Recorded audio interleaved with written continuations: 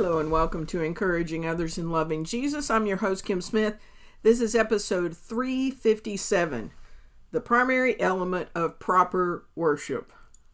So I think I might have told this story a long time ago on the podcast, but it just came to my mind and it really does fit with what we're talking about today. So in my early days in New Orleans, I was in seminary and I had a class that took us on a field trip.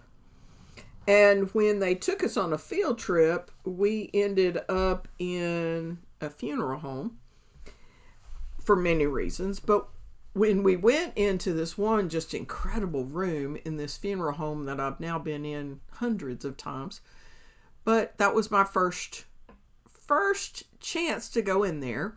I was mesmerized by the humongous chandelier with, I have no idea how many glass pieces, and I surely don't want to know how much that thing cost, but my little brain was going, now what happens if that falls? So I was fascinated by that. And the other thing that I was fascinated by were these little pull-out things down at the foot level. And I'm like, I can't imagine that that's a footrest. But what else would it be? Well, the guy sitting beside me, and I have no idea what his name was, but he was a nice guy, and he was from Louisiana.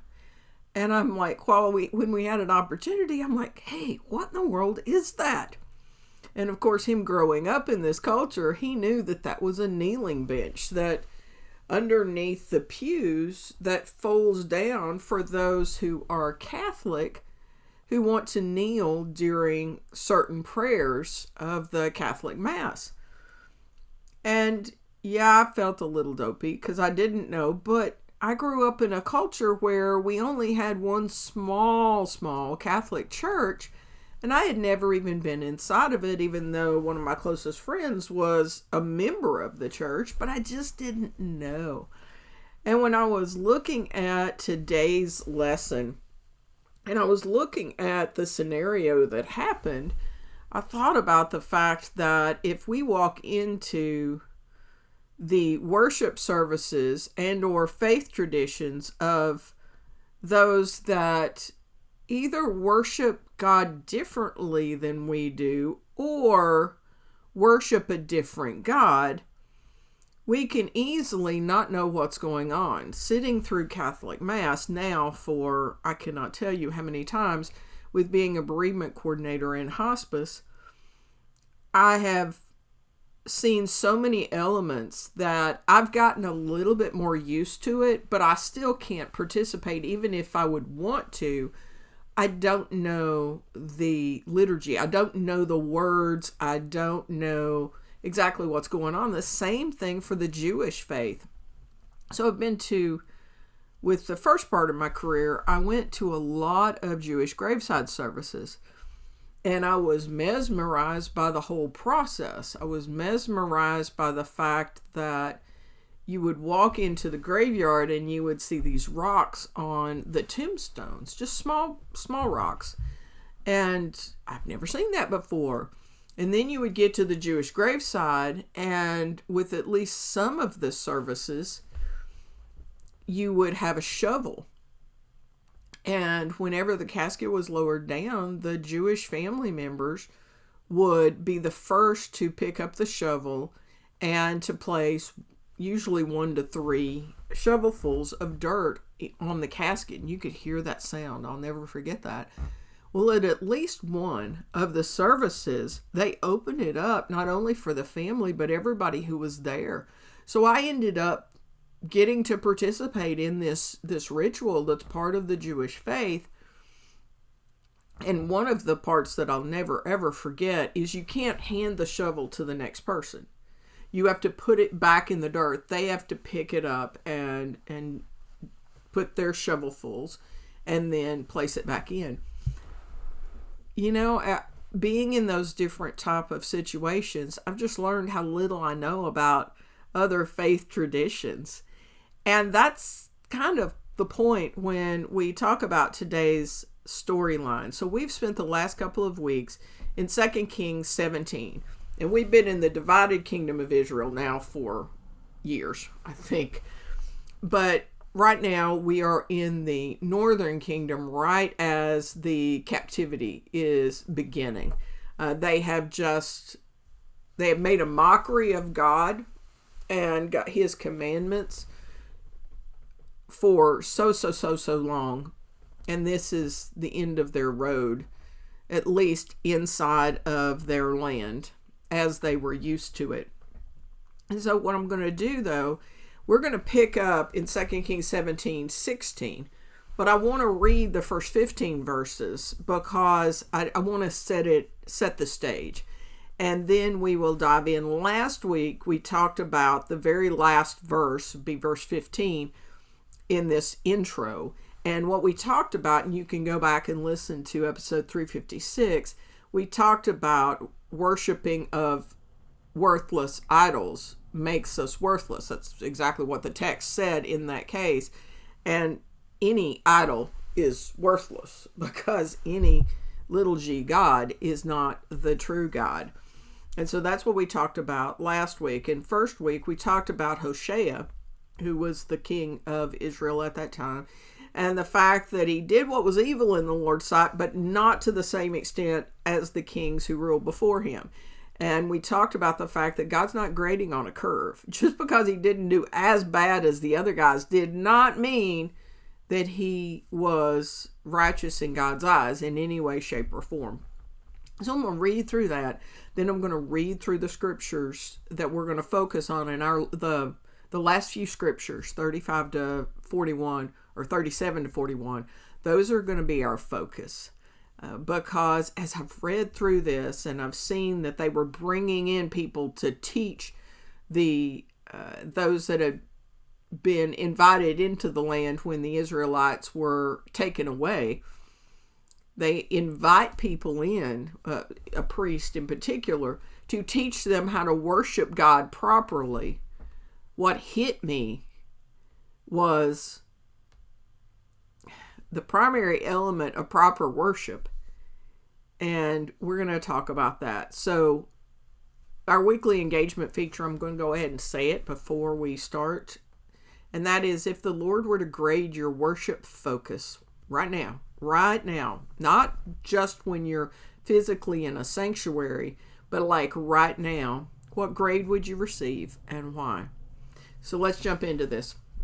2 Kings 17, and I'm reading from the NLT. You can read from whatever translation you would prefer.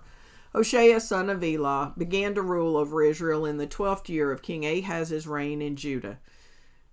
We've talked about King Ahaz and his reign, and next week we're going to go back into Judah, and we're going to be blessed to be able to enjoy, at least for a little bit, a godly reign of King Ahaz's son, and the fact that somehow or another we have a godly king that came out of the line of King Ahaz. That is just a miracle of God. But in the north, we've just got evil, more evil, less evil, but still evil. He reigned in Samaria 9 years. He did what was evil in the Lord's sight, but not to the same extent as the kings of Israel who ruled before him. King Shalmaneser of Assyria attacked King Hoshea, so Hoshea was forced to pay heavy tribute to Assyria. But Hoshea stopped paying the annual tribute and conspired against the king of Assyria by asking King So of Egypt to help him shake free of Assyria's powers. Then the king of Assyria discovered his treachery. He seized Hoshea and put him in prison. This next section is entitled, in this translation, Samaria Falls to Assyria. Then the king of Assyria invaded the entire land, and for 3 years he besieged the city of Samaria. Finally, in the 9th year of King Hoshea's reign, Samaria fell, and the people of Israel were exiled to Assyria. The official exile, people no longer inhabit the promised land, in the north anyway. They were settled in colonies in Halah along the banks of the Habor River in Gazan and in the cities of the Medes. This disaster came upon the people of God because they worshipped other gods. Hold that in your thought process. They sinned against the Lord their God, who had brought them safely out of Egypt and had rescued them from the power of Pharaoh, the king of Egypt. They had followed the practices of pagan nations the Lord had driven from the land ahead of them, as well as the practices the kings of Israel had introduced. The people of Israel had also secretly done many things that were not pleasing to the Lord their God. They built pagan shrines for themselves in all their towns, from the smallest outpost to the largest walled city. They set up sacred pillars and Asherah poles on the top of every hill and under every green tree. They offered sacrifices on all the hilltops, just like the nations the Lord had driven from the land ahead of them. So the people of Israel had done many evil things, arousing the Lord's anger. Yes, they worshipped idols, despite the Lord's specific and repeated warnings. Again and again, the Lord had sent his prophets and seers to warn both Israel and Judah. Turn from all your wicked or your evil ways. Obey my commands and decrees, the entire law that I commanded your ancestors to obey, that I gave you through my servants, the prophets. But the Israelites would not listen. They were as stubborn as their ancestors who had refused to believe in the Lord, their God.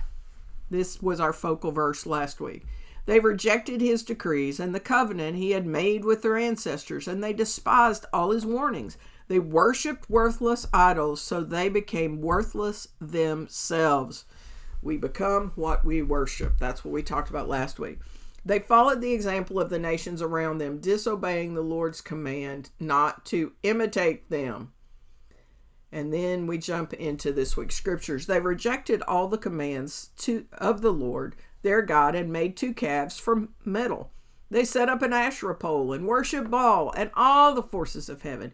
They even sacrificed their own sons and daughters in the fire. They consulted fortune tellers and practiced sorcery and sold themselves to evil, arousing the Lord's anger.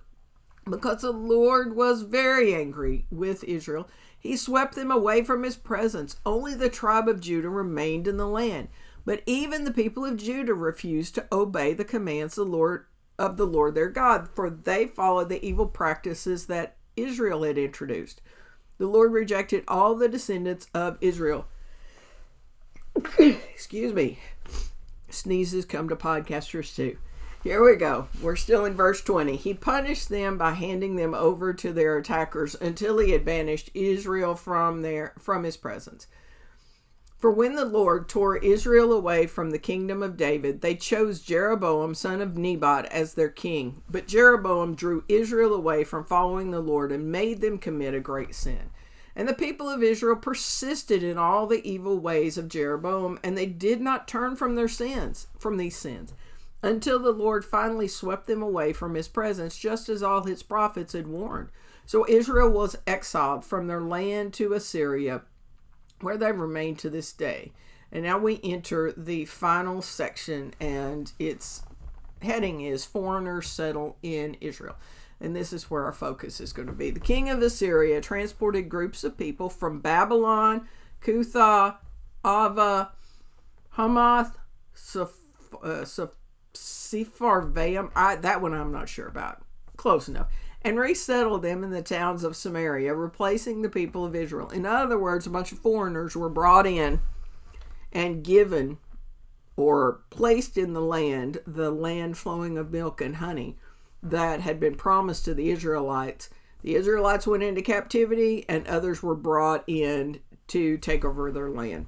But since these foreign settlers did not worship the Lord, and that's Lord with a big L there, when they first arrived, the Lord sent lions among them, which killed some of them. So a message was sent to the king of Assyria.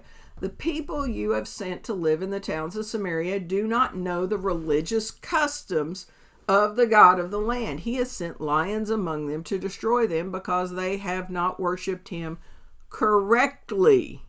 Hold on to that as well. Verse 27, the king of Assyria then commanded, send one of the exiled priests back to Samaria. Let him live there and teach the new residents the religious customs of the God of the land. So one of the priests who had been exiled from Samaria returned to Bethel and taught the new residents how to worship the Lord. Just take that in, because we could add a lot of focal verses for this one. 29. But these various groups of foreigners also continued to worship their own gods. Hint, hint.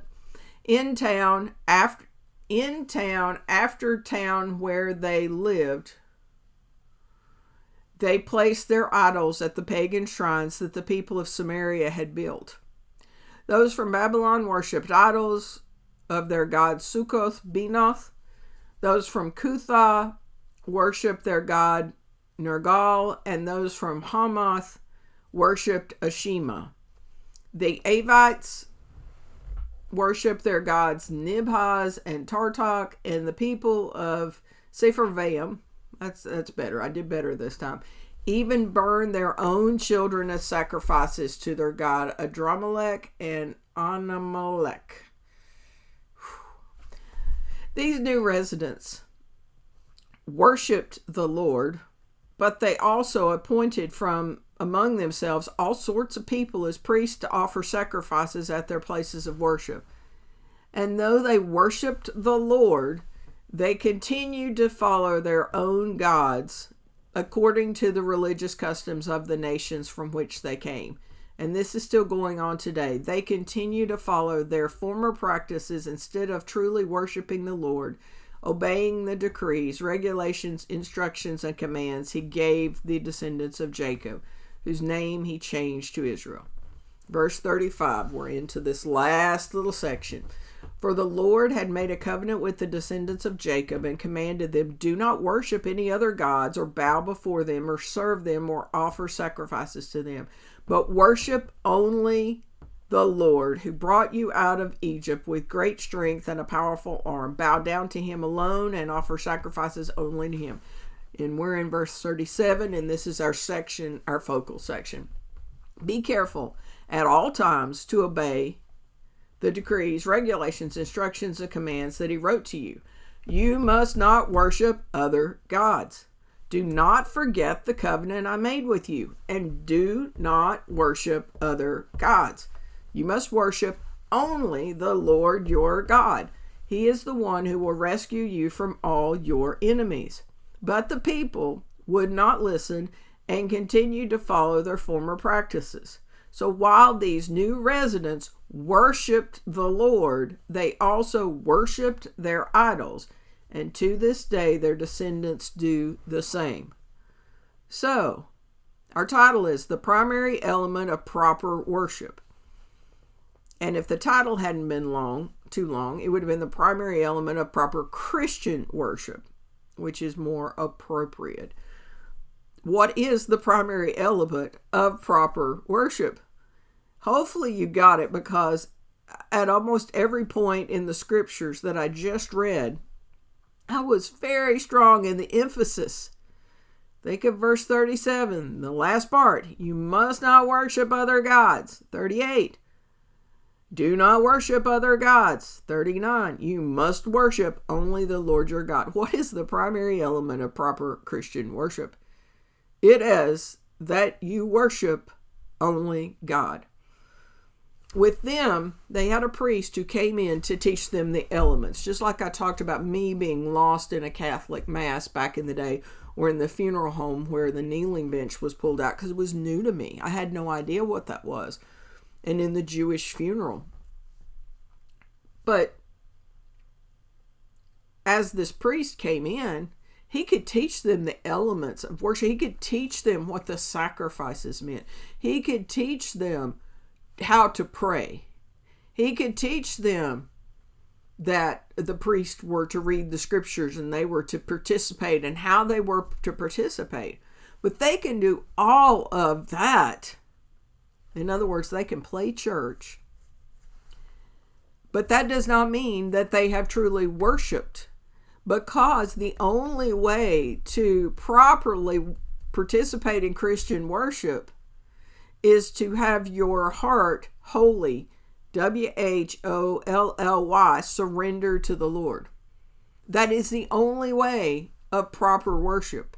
It is different than the other religions of their day or the other religions of our day, where you can't just have a Piccadilly cafeteria It's just one of the cafeterias that I are around here, where you just go in and you pick. Well, I want carrot souffle, and I want catfish, and I want this, and I don't want this, and I don't want this. Like, the Christian faith is not a Piccadilly cafeteria menu where I can worship this one, and I can worship this one, and I can worship this one. I don't have a responsibility to any of them. I can just ask them all for things. And I can make it look pretty. I can make all sorts of sounds like moaning and groaning, and I'm just falling prostrate before them, and I can do all of that. But when it is the one and only Lord our God, He's not playing. He was very, very clear in the 10 Commandments. The second commandment: you must not have any other God but me. You must not make for yourself an idol of any kind, or an image of anything in the heavens or on the earth or in the sea. You must not bow down to them or worship them, for I, the Lord your God, am a jealous God who will not tolerate your affection for any other little g gods. So, it's clear. The one thing that the priests should have taught the people is it would be useless for them to go through the motions of worship of the King of Kings and the Lord of Lords if they were not fully surrendering to Him and Him alone. If they were not realizing that He is the Lord God Almighty, that all of their little g gods had to go,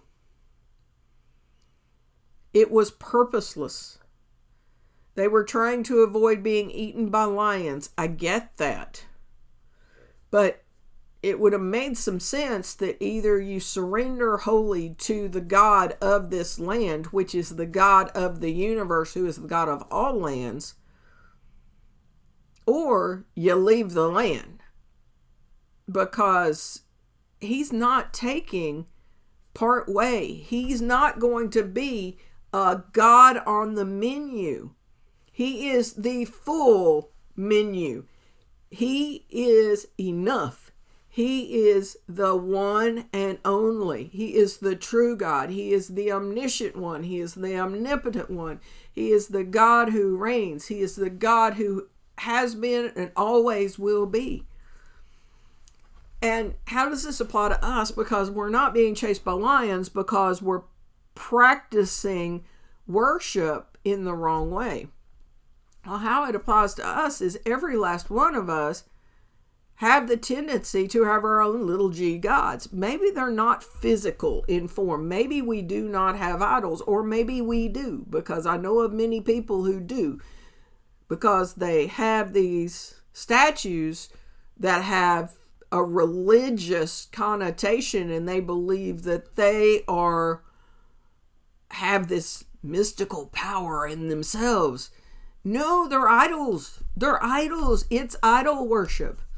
But more prevalent are the little g gods of the one that we have in the mirror, that we see every day, or the grandchildren that we have, or the children that we have, or the spouse we have, or somebody else's spouse.